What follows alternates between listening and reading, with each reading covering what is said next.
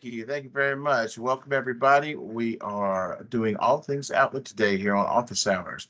I have two very good trainers here that I've worked with and in a number of different capacities, as well as seeing them at different conferences that I've attended. And they're both here to discuss all things Outlook.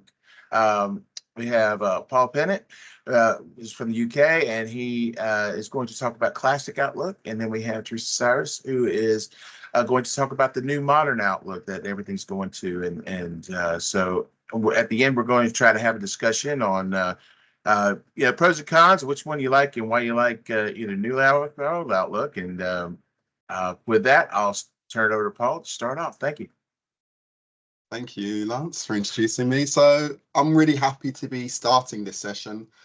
I wouldn't call it the classic Outlook, I'd call it the real Outlook, because it's something that I've been so used to using for the last 20 years or more.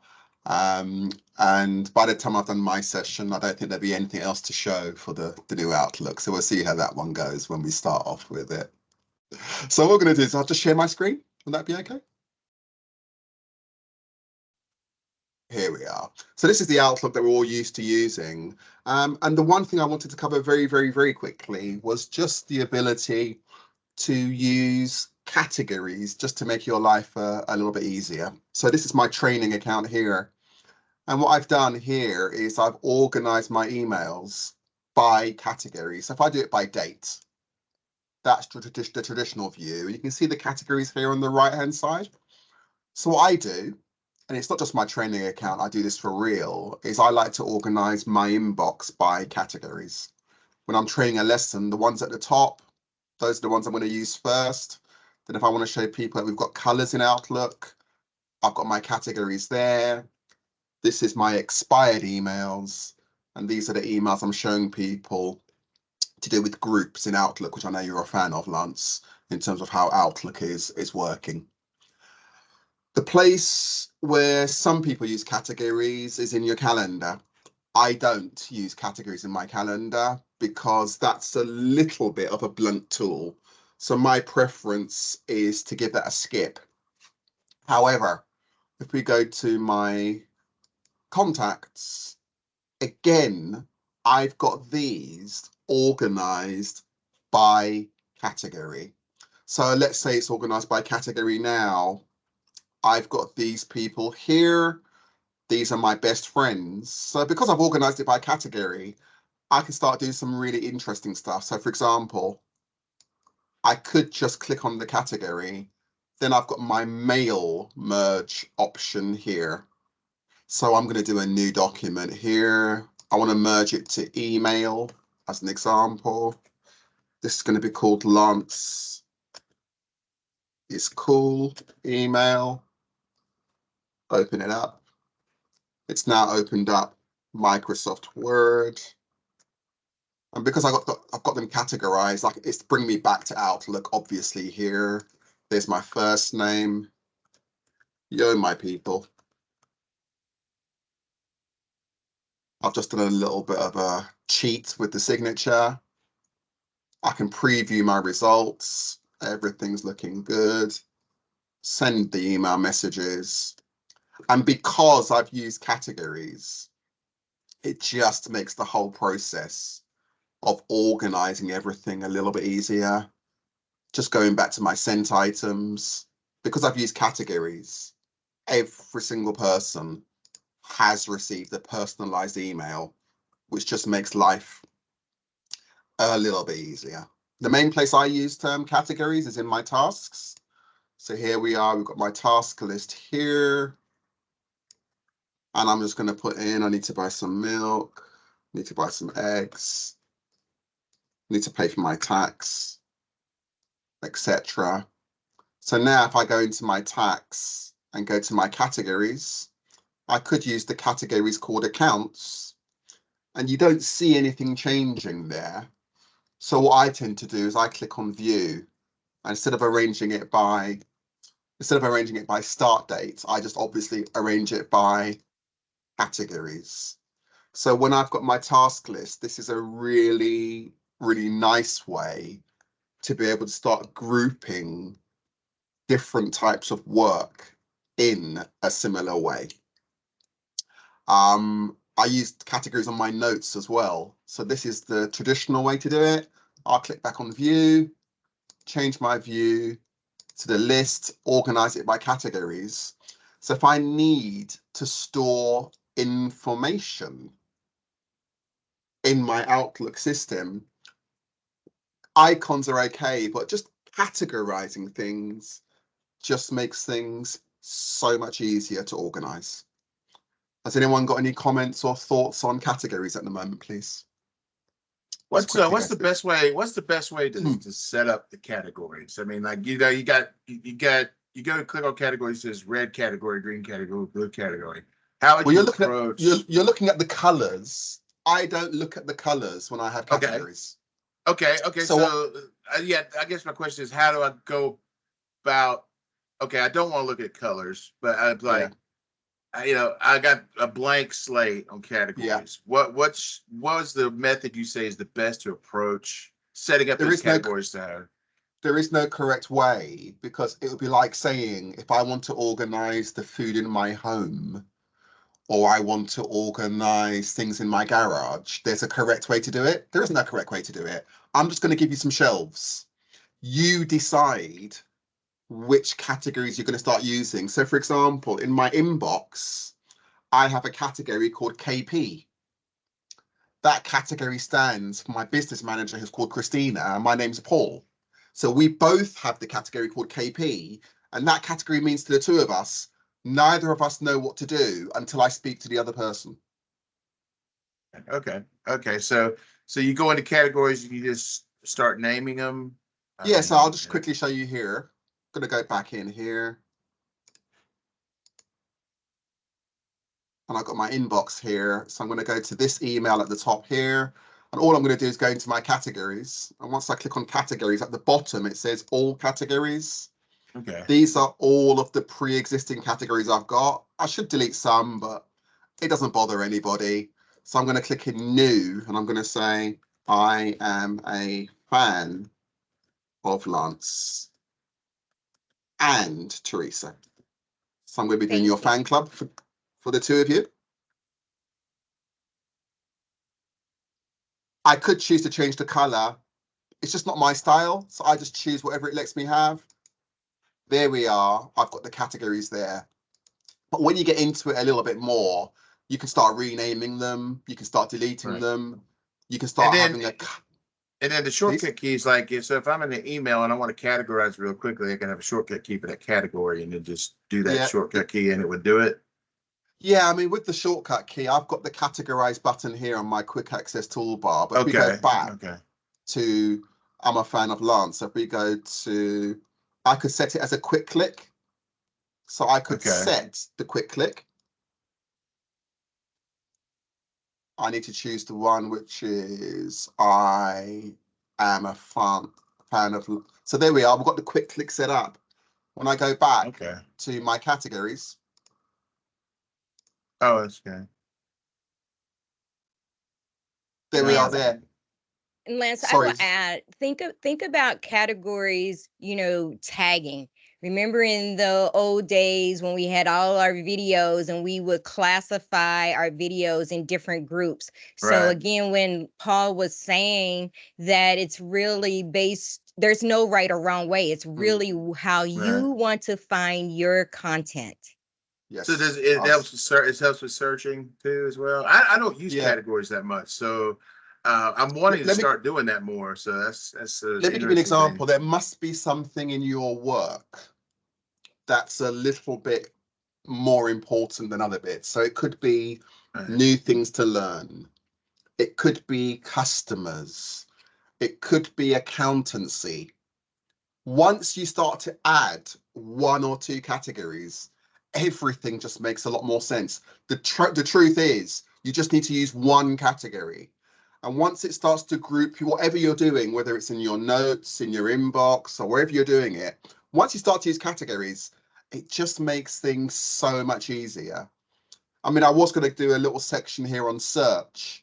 So I can search for items by category. So I could click in here, and even if I don't put any content in, I can just refine my search by categories. So I'm going to click in here and I'm going to search for colors. And the only thing it's returning is items with the category called color. So if we look at the top, the search command, category equals colors. Oh, that's great. Because I have emails where I try to flag them or I'll try to pin them, but I don't necessarily. Which version are you using, Lance? Well, I use the news version of Outlook right now, but I'll try to. I used to. Sorry, you said the classic. You said classic, didn't you? Well, in the classic, I used to flag them. I'd flag them and have them in my tasks to follow up with.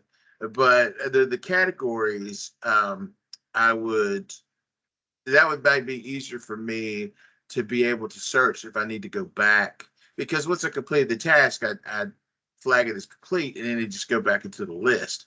And then I'd have to search on it. Maybe I'd have a follow-up email or something that would need to search on it, and I'd sit there and be looking for days trying to find the email. Are you using search folders, Lance? Yes, yeah, but again, I split my emails into different folders as well, and then no, I'm talking about the facility here. Cool. That I would have, different queries, but again, I just never.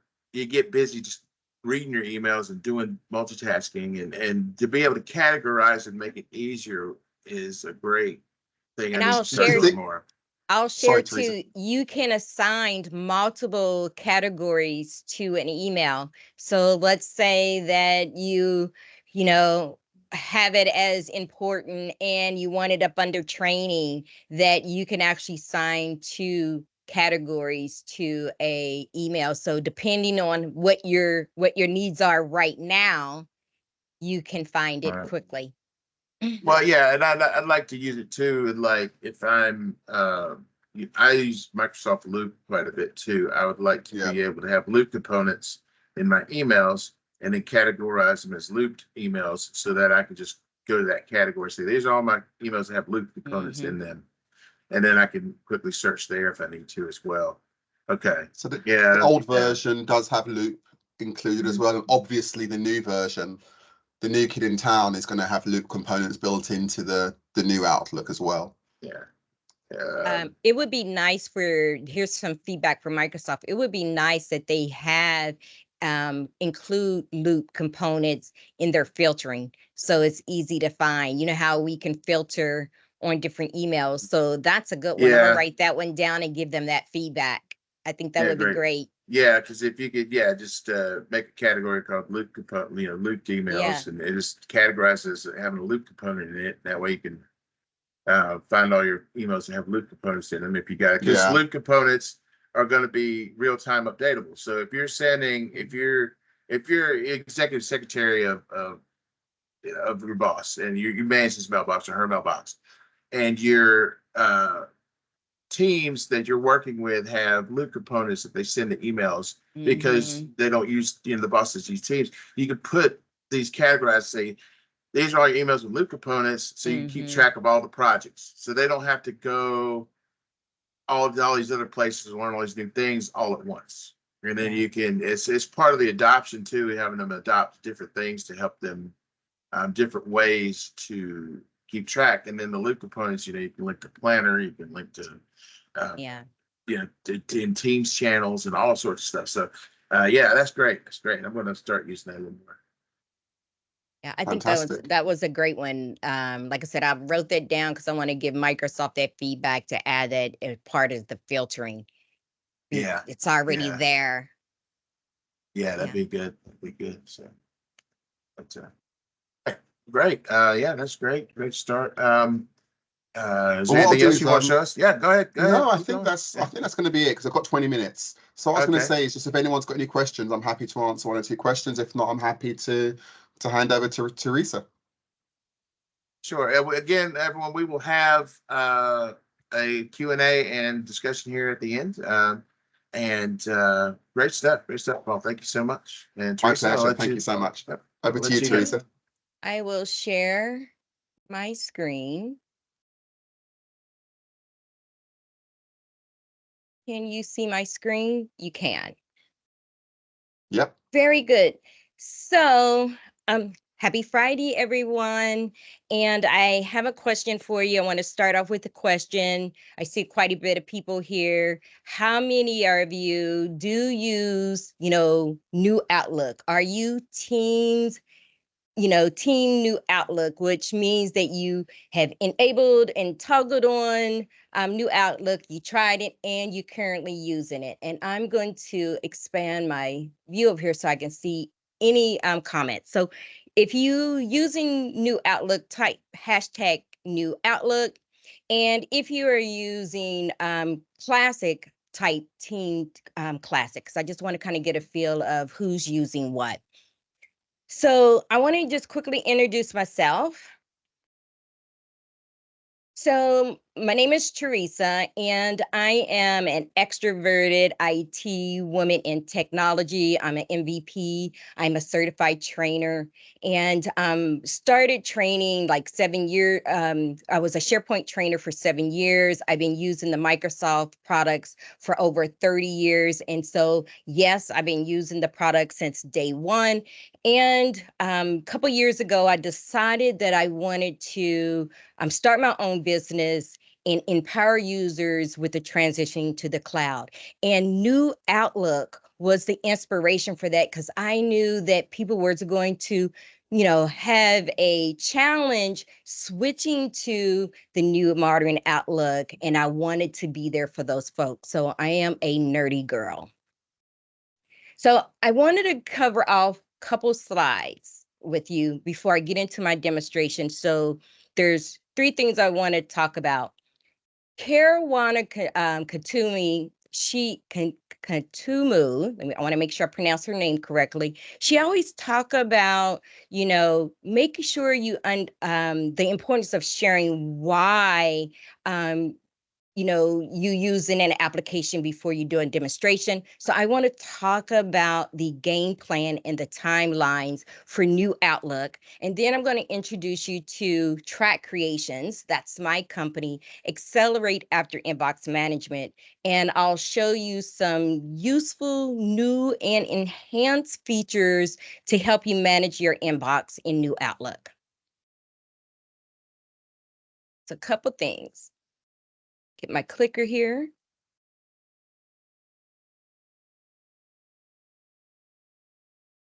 Okay. So some of the users has been wondering why we are shifting to New Outlook. We have many different versions of Outlook out there that has a variety of features and functionality. For an example, the Mail and Calendar app is the free personal version. These apps will be fully integrated into New Outlook by the end of this year.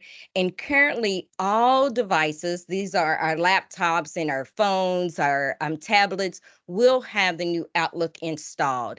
And also, if you are a subscriber of Microsoft 365 2016 and 2019 versions, just be aware for these applications, they will end in October 2025, right? The support, Microsoft supporting them, ends in October 2025. Many organizations may decide to migrate to the fully supported versions, and that's going to include New Outlook. And then the classic version, it's 27 years old and have serviced us very well over the years, but Microsoft has committed to the next generation of technologies, and Outlook's infrastructure is being rebuilt. So those are some of the whys. Microsoft's goal is to unify the Outlook app with, flexibility, scalability, and being customizable to align with the way we work today in this new era of technologies. So let's talk about the timelines. So Up first, the opt-in stage, which allows users to enable new Outlook toggle and return to Classic if he or she choose to. By now, all users, including the beta, preview, and general availability users, are currently in the production stage and have experienced the option to try new Outlook. Yes, there are organizations and power users waiting to, waiting for them to make that switch because there are a lot of missing features in, from Classic. I can't go without saying that, but there are some organizations, beginners or intermediate users, and I learned that about 17 million monthly active users are ready and has moved to new Outlook despite of the missing features. The next stage, Microsoft will provide a disruptive change before proceeding to the opt-out stage. So new Outlook will be the default app, allowing users to toggle to the classic version. This will happen after the development and of feature capabilities and quality assessment has been successful completed, which is Microsoft is going to complete. They are very cautious about announcing dates. They want to make sure organizations' gaps are addressed according to feedback. So here's the opportunity that your feedback does matter. Microsoft want your feedback. And then the last stage is the cutover stage. Work and school account subscribers will get a 12-month notice before new Outlook will be the Outlook. So it's coming. So if your organization is a early adopter of new Outlook, or you need a reason to become one, let me introduce you to Accelerate After Inbox Management. So I have a question for you. How do you actually manage, what are the 3 key actions you take to manage your inbox? Because we receive like 127 emails per day. Your inbox are flooded. You may be overwhelmed or working after hours to manage them. What are the 3 key things? Put it in the comments, the way you manage your inbox. Oh, we had a question in the chat. They're asking how long the first stage will last. Yeah, for the transition, I don't know if you could tell them about the roadmap. That might help give kind of an idea of where it's going to go. I'll go back to that slide. Here, you're talking about here, how long we're going to be in this first stage. We are here now. Microsoft has not said when we're going to go to what they call the disruptive change. Again, they want to make sure they address some gaps. Yes, there will still be some missing features from Classic, but you will get a notice before we go into. So what's going to happen is you're going to come in the office one day, new Outlook will be the default, and you will have the toggle to actually opt out to go to new Outlook, and you will get a notice. Yeah, now from what I've been working with a lot of companies, new Outlook is adding features. They're adding features monthly, if not weekly. Yeah, a lot of the features that are in Classic Outlook are coming to the new Outlook. Again, they've had to completely revamp the entire architecture of the application. They have. They actually rebuilt it, right? So, in my mind, this is what I think. Think about, you have a classic car and you're keep adding all these new, features and functionalities based on what's new technology that we have today, right? So they said, let's just start from scratch, let's build it and roll it out. Now, a lot of people always ask, why roll it out with a lot of core missing features? And I don't have the answer for that. Yeah, Malaya, now the stuff you mentioned here, flagging folders, rules, folders under rules, those features are available in the new Outlook now, and they do have categories and also reminders. Uh, and I'm sure Teresa will show you all that here coming Yeah. up soon. Yeah. All those features are available. The version you might be using that was on your desktop might not be the latest one. Like I said, they keep updating it monthly, if not weekly. Yeah. So, And if you want here's to try, like I said, if you want to try out the newest stuff, I always go to the Outlook for the web app because it's 99% what the new Outlook client's going to be. And I'll mention, you mentioned that they roll out new features monthly. Here's the opportunity for me to say, check out my YouTube channel, Track Creations for E, because I always post a video of what features are rolled out. And I heard somebody talk about flagging folders and rules. I'm going to show you some of that in the demonstration. So let me go back to here. So I was asking the question, how do you manage your your inbox? And what we do is we review, we respond, and we retain our messages. And so it would be really nice, that we can automate filing to effectively review. Let's get all that clutter out of our inbox so we can focus on what we need to take action on.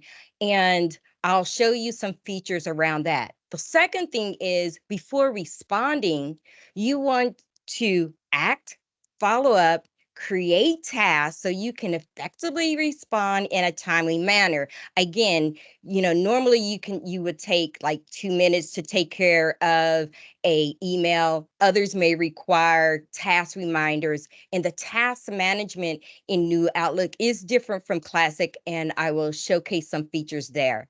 And then lastly, retain. What are some of the best practices to archive filing to effectively, easily retain your messages? I'd like to say we are email hoarders, and I want to tell you respectfully, of course, some emails we don't need to keep forever or not even 6 months. And I'm going to show you how to set the retention policy to automatically delete those messages. So let me go into the demonstration.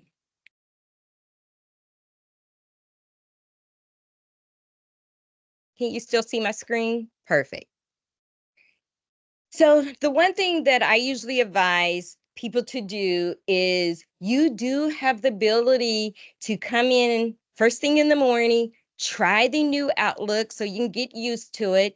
And if you stumble and need to, I know mail merge is not available in new Outlook. There's some other quick parts are not available. If you need those features, you can also open up the Classic as well. And the way to do that, I'm in Windows 11, by the way. Just type in Outlook, and you will see the Outlook app icon as well as new Outlook. So you can actually open these. Now, I don't recommend that you have them side by side way I have it on the screen, but I just want you to see that you can open these up at the same time. Okay, let's get this here. So I had mentioned that automate filing to effectively review. You guys already have focus in other in your in Classic. One, important emails, you can train Outlook to stay in your focus, and stuff that you don't need to see right away will be in the other tab. So you're already aware of that. One of the things that I like is the sweep command. I may have, oops, I've already moved it. I may have a bunch of emails from this particular vendor. You can choose multiple ones if you want to, and I can sweep. I can say, move all these messages from the inbox, and I want to move them to a folder of my choice, right? Think about you're on vacation, you come back, You have all these emails, you want to tend to it later, you want to clear it out. This is what I call the ad hoc move. The other one is, what if I say, hey, I want to move all emails from this vendor, from this vendor, and all future ones. So automatically, anytime it hits my inbox, it would automatically go to the folder of choice.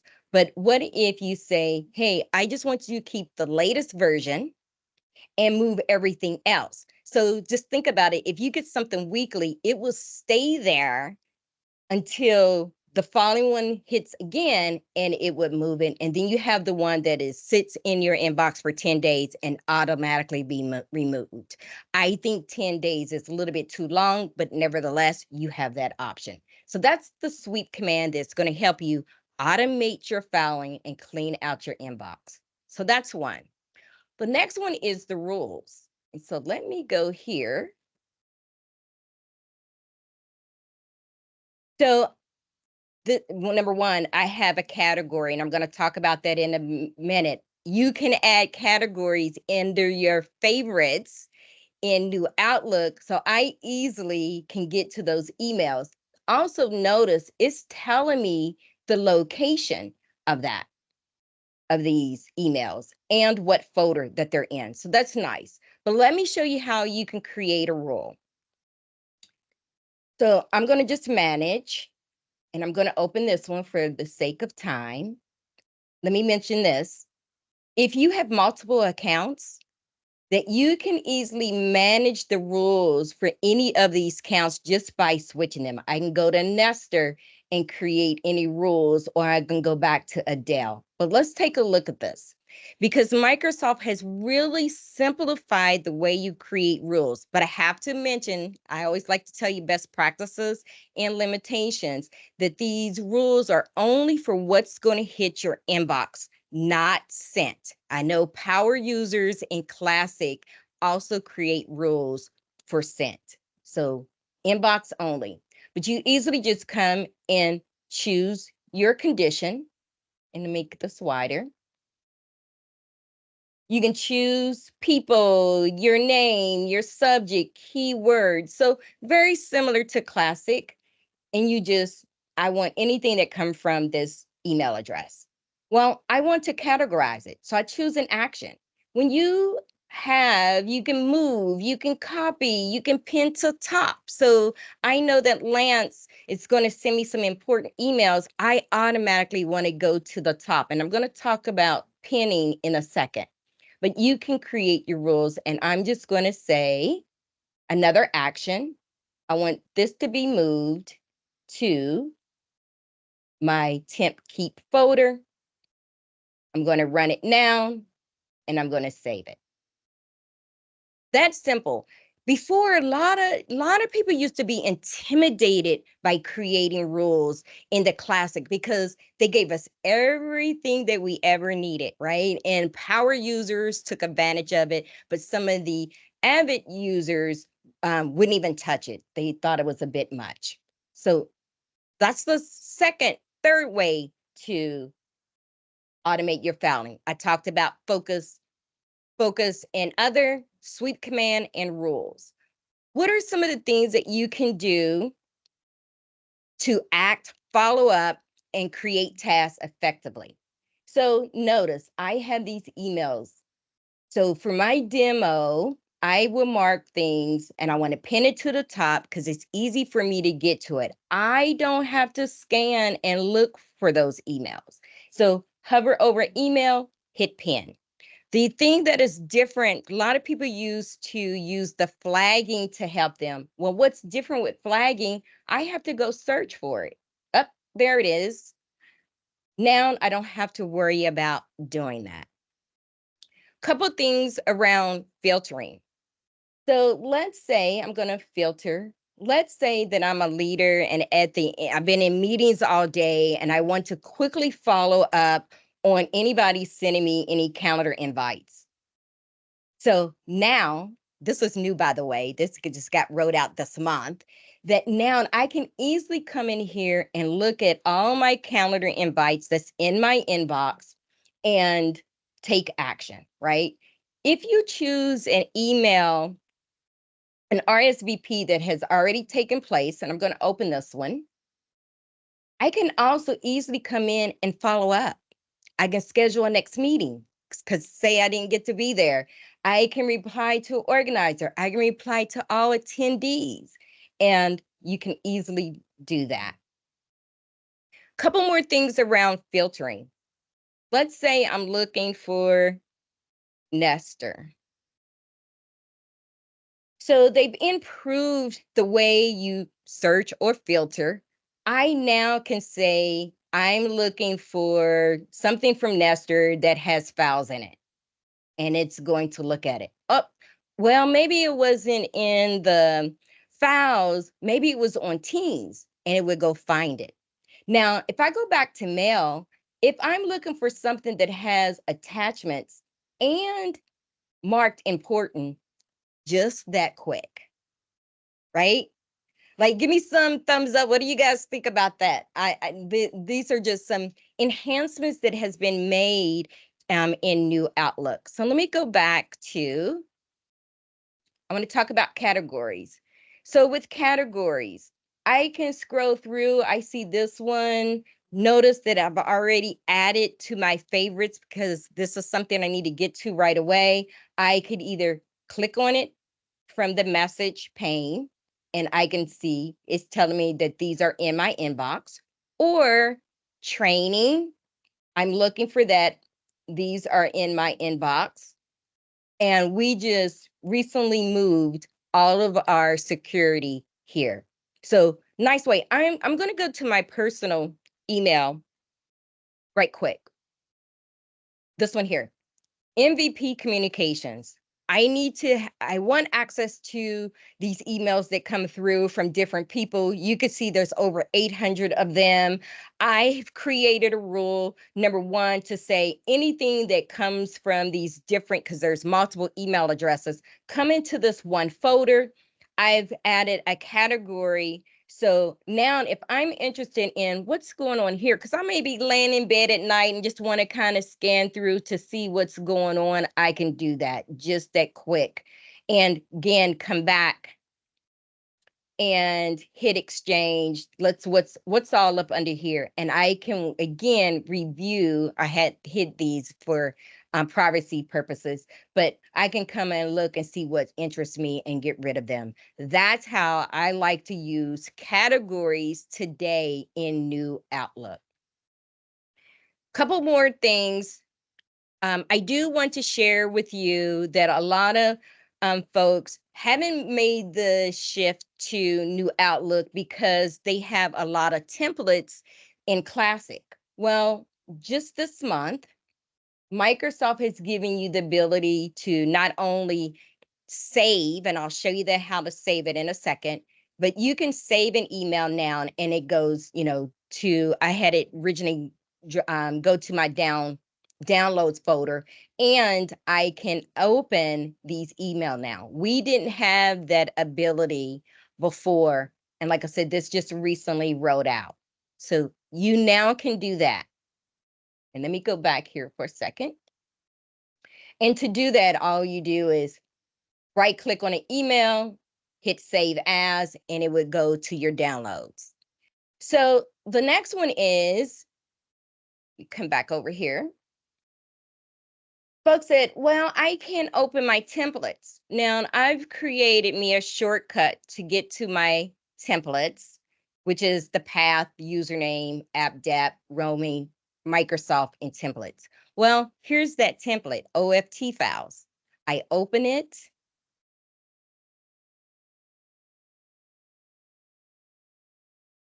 Here's my template. And it is opened in New Outlook. So a lot of folks was not making that change because they didn't have access to their templates. Now you do. Okay, we're still on act, follow up, task, and effectively respond because our templates help us with that, right? So now it's available to you. Couple more things under this category. So let me click on my training categories.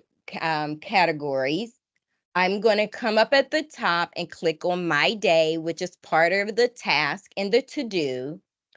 I can do a couple things. I can take this email and just drag it to the calendar.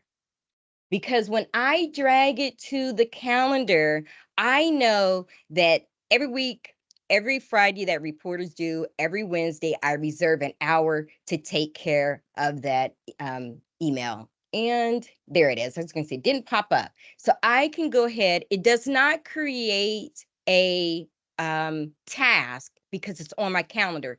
But here's what's really important, folks. Make sure you turn this off.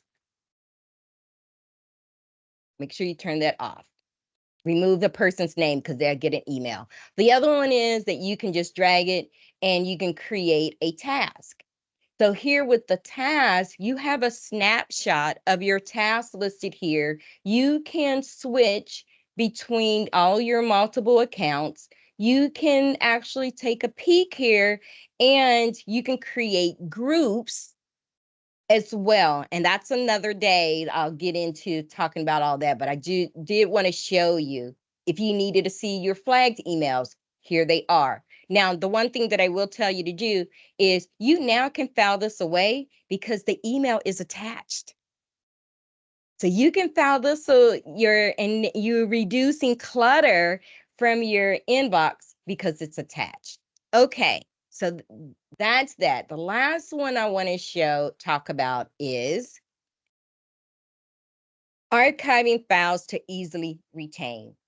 Notice here are my favorites, and I just put these here for the purpose of this training. I have LinkedIn 6 months, Think Media, because I get an email from them every day, for 6 months. I already showcased how much emails I get here. So all you have to do is just right click and say assign policy and choose when you want that information be deleted. Now, I could tell you this MVP folder up here was actually 2,500 messages because I originally had it at 6 months. That's just way too much. If I haven't looked at it by now, and I'm not going to look at it.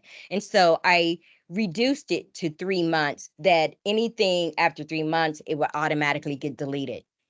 One last thing I would show you is under View, Settings, you can search for different settings that you may not know. Remember how we used to click on each one of these and we would scan through them to try to find what we're looking for? You now can just type in storage and it tells me. So it's letting me know it was under accounts and storage. And now I can look at my storage and make a decision on what to keep and what to delete. I can easily say, you know what? Anything that is older than 3 months, 6 months, or 12 months, get rid of it. I don't need it. It's taking up space because for me, as a having a business standard license, I only get a terabyte of space. I don't want to keep newsletters that I don't need anymore, and I can take a look. Now, I just wish Microsoft would give me a link for me to get back and review what's in there so I can make a decision. But this was 2,500 emails. And I said, you know what? I need to reduce this from 6 months to 3 months to, because I don't need all of that. Okay. Does that permanently delete them, or does it just put them in the dumpster? In the dumpster. It puts them in the dumpster. And if you needed to, let me go back to Adele. If you needed to, they will be here. Or don't forget, folks, you have this recovery items deleted from this folder. So they would go in here for another 30 days. And, just quick thing. These are the defaults. Some companies, your company might have special retention policies, so you might not see, when you right click, you might not see some of those features available depending on what they set up. Also, if you're on legal hold, even if you try to delete those and delete them, they're going to have a copy of that email as well. So just remember those little things. I'm glad that you mentioned that. The other thing that I would add is Microsoft's default is 2 years unless your company has made that change. Absolutely. Absolutely. Any questions? I know that I just shared a lot, and I wanted to, get you, jumpstart you on. I have pop-ups coming up. Bring this slide back up. I wanted you to jumpstart you to start thinking about, how you can effectively review, respond, and retain, right? After I call it accelerate after inbox management. And there are a lot others, but those are the ones that I wanted to show you today. And Microsoft has a lot of new features that's going to be rolling out. Offline functionalities supposed to be coming this month. Searching your task list. I'm excited about that. That's coming. Being able to save your attachments to a local folder instead of just going to download. Couple others, share folders to favorites, categorizing, conditional formatting is coming as well, just to name a few. So I'll open up the floor for questions. Like I said, I know that was a lot that I shared with you today. Yeah, in the chat, I put a link. Thank you, Teresa. I put a link to the Microsoft 365 roadmap. You can actually look up Outlook and see what's going to be coming out and what exactly features are going to be coming out. Again, the new Outlook is not there yet, but again, we're not forgetting the power users. We're really not. They're not. Hermina said, "Don't punish us power users." Again, features are coming, right? So keep in mind, that's why I wanted to start out with the whys. Keep in mind, they built the new Outlook from scratch, right? And so features are coming. Hermit, are you saying you like to move files to OneNote? Is this for like a team or a group that you have? No, what I actually do is business, all of our customers have their own OneNote where we keep all of our communication and notes and I like to move my emails to OneNote from that, that has to do with that customer. And then I can take that email out of my inbox and I can also share OneNote with anybody else in the organization that needs to get at that. Well, it's coming. It's coming. In the groups feature, the groups icon, there is you have an access to a OneNote. So if you have a group that you work with internally, that you have like a group mailbox, a group calendar, and like it's a whole new thing that Microsoft's putting out under the groups. let me share my screen real quick if I can. Yeah. Let's see here.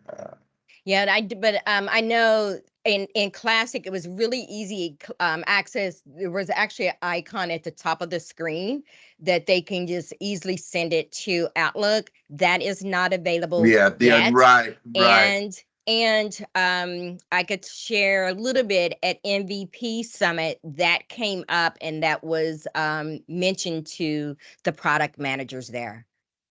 Yeah, this is one of the things I was talking about. I have a whole separate thing I've done on this, but in the new Outlook, you have this groups tab, which is like you used to have distribution lists, and you say you would share your OneNotes with everyone and everything like that. Well, what you can do is have a OneNote that's connected to a group that you have, like a distribution group, but now it's called a Microsoft 365 group. So you can have a OneNote in here, and you can have all those emails that your customers, you can set up a rule to forward those emails or move those emails to this group. And then you have all those emails in this group. You wouldn't necessarily need the OneNote for internal users, but you could also have a OneNote available here that would actually open a OneNote for you. And then you could do what you need to do, copy and paste those emails into the OneNote as you needed to. So it's again, we understand, and the best thing I can tell anyone to do when you have these questions of these use cases that you're doing, is to go to the blogs, go to the adoption website. I'll try to provide that as well. Um, there's a lot of community blogs that I'm involved in, Teresa's involved in, Paul as well, that we're all asking people about, how they use their product and how the best way they need to be able to transition it. And but a lot of times you don't know where to put the feedback. Well, there's these blogs and there's people like us you can ask. So send us your questions and we can find the answers, or at least we can get it to Microsoft. We can definitely forward it on to Microsoft and say this is something that people want. I have 20, 30, people that are asking me for this particular feature alone. Is just something that's going to be on the roadmap. We have monthly meetings, we have monthly talks where we talk about how customers are adopting the product. And when we run into issues like this, when we transition from an older product to a new product, it's the whole thing with the templates is huge. That just came out last month. I had a lot of people not wanting to go to the new Outlook because they couldn't use your templates, of course. And I'm like, that's a valid point. I couldn't save an email and use it as a template for something else um, without opening the old Outlook. And so, like I said, they have been having to architect the entire application to fit with all the new applications that they've been coming out with the new OneNote, the new Planner, the new Teams, and everything that they've been revamping to make it all work. And I will also mention is Hamina, up under the help tab, click on the feedback, give them that feedback, because I it was shared with us that they do look at the feedback, and especially they do it for all applications, but right now they really want to hear from the end users how you're using it. And I'll give you a little bit of coaching on how to provide feedback, because where I'm on Tech Community, my YouTube channel, people just vent, right? They just vent. They're not always nice. So make sure that you tell them this is new Outlook, what application that you're using, new Outlook. You want to state what you cannot do and what the suggestion is, and then and provide them that, because the more that you can provide them how you use it and understanding your workflow, is going to help them make their decision. So keep that in mind on how to really give them proper feedback, because like I said, I see a lot on Tech Community. People are just venting and enraged, and sometimes the key message get missed behind the tone of the email. So I'll share that with you, because they are really wanting people's feedback. It's not like how in the past, years ago, every 3 years we see Microsoft rolling out a new application. That's not the case this time. Again, I don't know why they chose to get this out in the manner that they're doing it, and they have not shared that reasoning at all. But they did go on record to say that they are rebuilding their trust with end users, right? Because they know that a lot of power users are not very happy with missing some of the missing core features. But I'm starting to see more being rolled out. The other thing that I will mention too is you may see Classic still get some new features.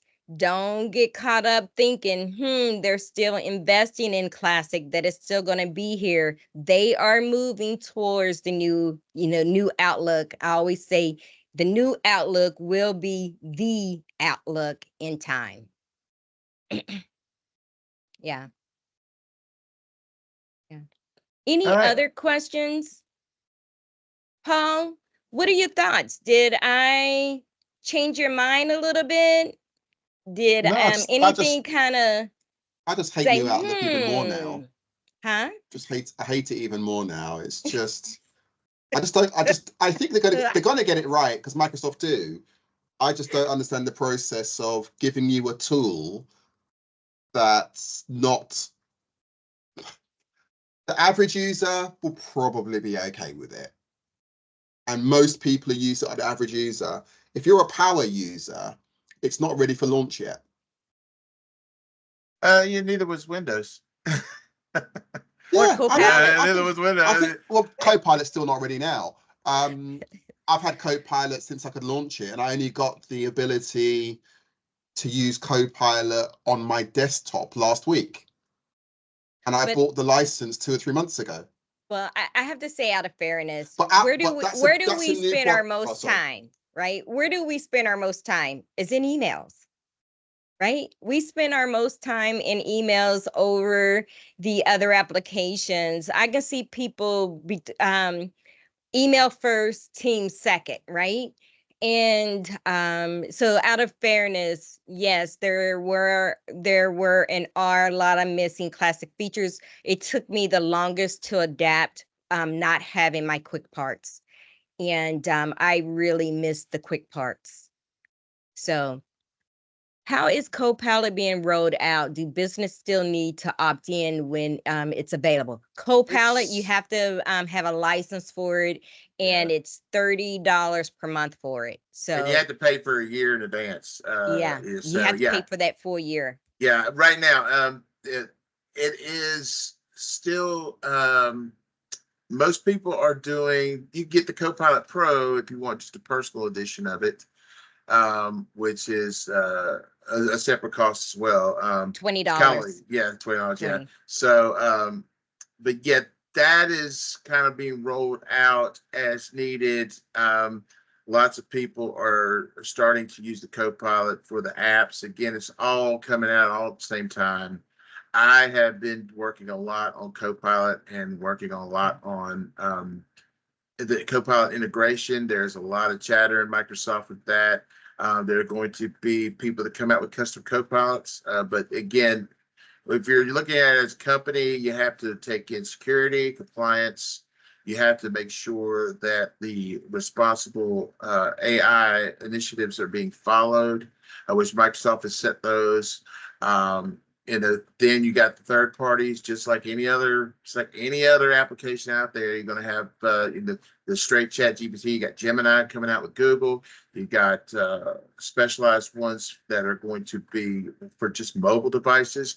They got AI coming out that could be downloaded. If you have 2 gigabytes on your phone, you can download an offline version of a Copilot, AI chat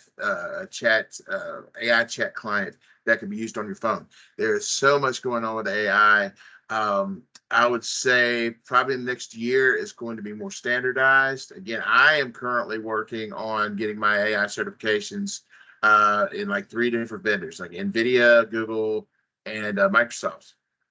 Yeah. So I'll check back here in the next couple months. I'll be doing an AI series, and we'll have some basic things. The best thing I can tell you to do is just read up on it. Go try it out if you can with the different ones. Like I said, the Copilot Pro is $20. You don't have to buy all that in advance. You can do that and just kind of read up on the basics of how to prompt, which is how to talk to it, and how to get the answers you want. There's a lot of stuff on LinkedIn that you can find. It's good information that is not just rampant. Everybody's saying this, that, and the other about it. It's actually vetted and actual good information to follow up on. And feel free to ask anybody about that. So the basic version is on the Edge browser. That's correct. Yeah, it's the basic version. They're trying to roll it out and make it available to most people.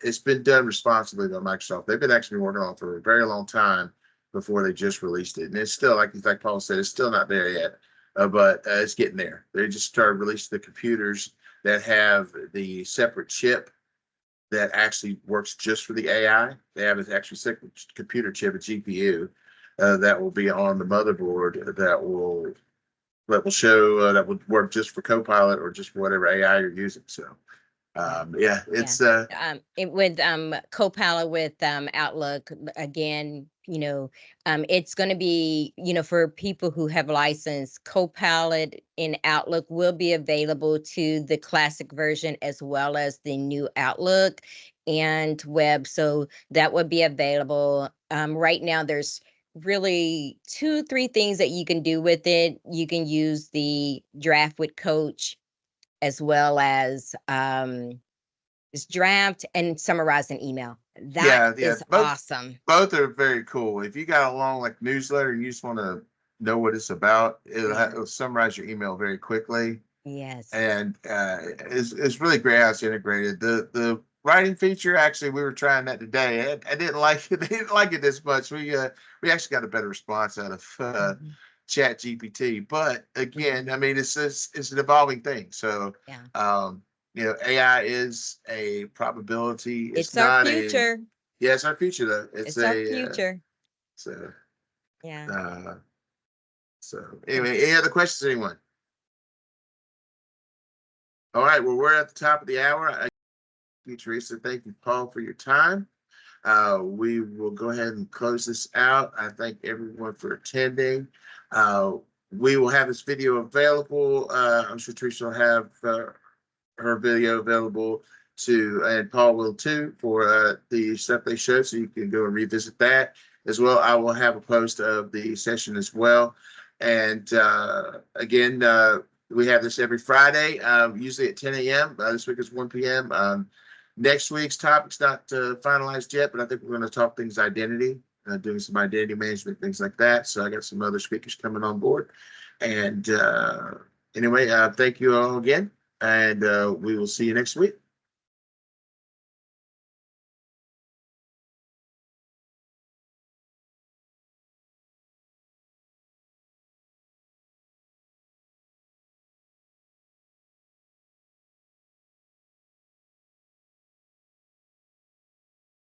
Hey, all right, guys. What I could do is Paul left, but Teresa, Curtis usually gets the video and he uploads it to a folder I have. I can just send me your email and I can give you access to that folder. So it's my OneDrive or one of my SharePoints.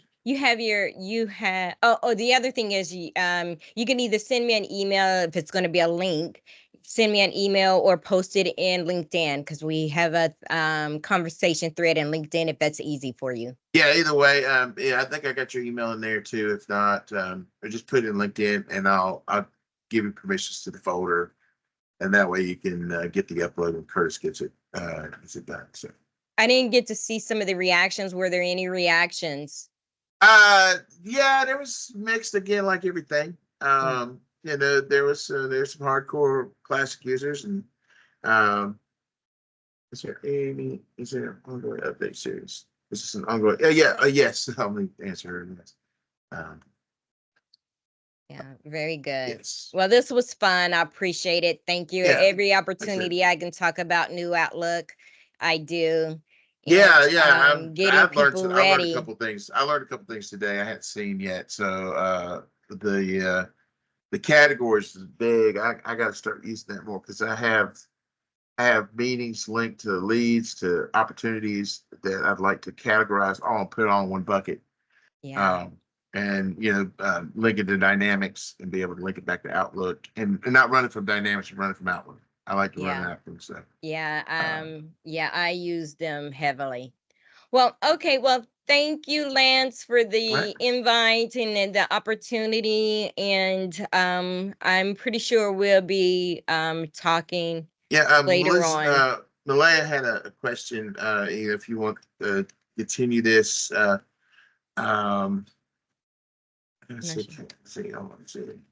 it went away. My organization managed it quite a bit. I see somebody said Team New Outlook. Yay. Yeah. Classic. Yeah. I was afraid. New Outlook. Okay, great. I have big shoulders. I find it interesting to hear, like I said, New Outlook was one of the main reasons why I said I wanted to do this full time. Yeah. yeah. So yeah, I'm like I said, I'm trying to go into the AI right now. So I'm been doing a lot of AI stuff. But yeah, using the co-pilots is a big interest right now. And it's integrated with everything. So um, yeah, so yeah, we'll have you back. Definitely you know, talk with Curtis and see about, making this something where you can have your own thing with it, and uh, or we can rotate. Like I said, I can't do topics every week. I don't have topics for every week right now, so Hmm. it's something we can rotate on. I did something with Dan with Teams. I did some soft skills. I did um, Outlook now. I did uh, groups. I need to do some admin stuff. Identity. We're doing identity next week. Then I'm going to be at the conferences for the next Well, couple of weeks after that. So it's I know, like the to do, you could really have a whole segment because on the to do app, and so there's a quite a bit that you could start breaking things down when it comes to new Outlook. right. You know, So yeah, different things that's with the calendar, right? So I think I may have like 20 minutes, 30 minutes content for managing your calendar. yeah. So yeah, like I said, you could do something on that, and like I said, this is the office hours, so we try to show something, or I go through a topic or something, a little presentation, and then we just talk about it, and Um, it's supposed to help people connect, and it's an opportunity to do demonstrations and for MVP, and maybe get some work out of it. Yeah. If we can, so I'm just trying to get get some classes, and they give me the MVP stuff and give me connections to other people. And, Yeah. I'm trying to get where I'm doing more speaking engagements, at the conferences. So, Right. I've made some good connections from this, and so I'm like, staying with it. So. Wait till once you get that MVP stamp, whoa. Oh, really? Oh Everybody, my. because I've been in Um, MCT. I've been in MCT since 2001. yeah, So I can't because I'm the front end. And so they don't, the MCT went away for the Office Suite. yeah, And yeah, but I am a certified. I did take the training and got the certifications, but I just can't say I'm a MCT because I don't have the Microsoft certified trainer stamp. right. But I could tell you that when I became MVP in September, and oh my, the opportunities, the people knocking at your door, people knowing you, right? Yeah, Because prior to me coming into this, I didn't have a good balance of I had the end users, but I didn't have the balance of the IT see community. people. And once you become an MVP, you get that. Yeah, so yeah, it helps me in the adoption community and all the other community tenants and whatnot. So anyway, but yeah, okay. Well, I'm Well, sure Dan Chris speaks very highly of you. thanks. Yeah, he's a good guy. We're rooming together at the Comms V next. He's presenting there, and I'm going to take one of the companies I'm working with, Real Activity. They got a big AI Copilot for healthcare, and they built a customized Copilot, and I'm helping with that there. So actually, Teresa is one of the people I work with and on the call here. Um, so we're trying to help each other and get the word out, and because we're the Microsoft Founders Hub, we're already uh, we're already got some backing from Microsoft on this, pushing this forward. So Okay. yeah, so yeah, hopefully I can get that out, get my AI search done, and start doing some training. I want to start Yeah. doing some MCT classes. I'm working with a couple places too to get some courses, training courses with the training AI 900 and AI 102. And Mhm. then they got some custom courses that are doing with NVIDIA and Google that they're going to be training us and get us certified on that too. So I'm just, yeah, there's a lot going on. Yeah. So, Yeah. and then I got my clients on top of that. So it's been a lot, but yeah, this is great. Like I said, we'll just keep doing this. Talk with Curtis and see what you can work out. I don't know, I guess he's a step away. But like I said, I will email you when I got the video ready, and it'll be Okay. the raw one, and then I'm going to make my own cut of, my own cut, and I'll give Paul a chance to get the video as well. So, Okay, uh, very good. all right, Well, thanks. happy Friday to you. Happy Friday. Thanks. All right, bye. Bye.